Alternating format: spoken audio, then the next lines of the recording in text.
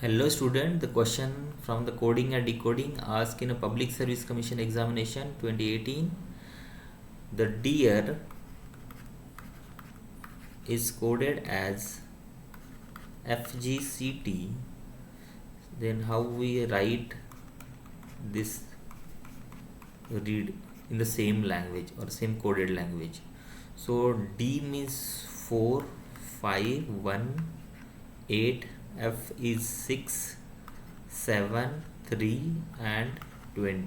So you can easily observe that this 2 become 4 becomes 6 means plus 4, 5 becomes 7 plus 2, 1 become 3 plus 2, 18 become 20. So you can easily say that everywhere plus 2 logic is there. So the code for R is 18, 18 plus 2 is 20 and the code for 20 is T. So I think T only that option is not present.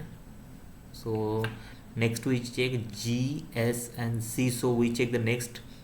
5 become what? 5 becomes 7. 7 means G. So TG, where it is T and G, it is present in a first option. So we go with the first option and the first option is correct. I think it is clear to everyone. No need to find all the alphabets code because we can check with the first two alphabet, and we have to find the approach whichever the letter is not repeated in the options.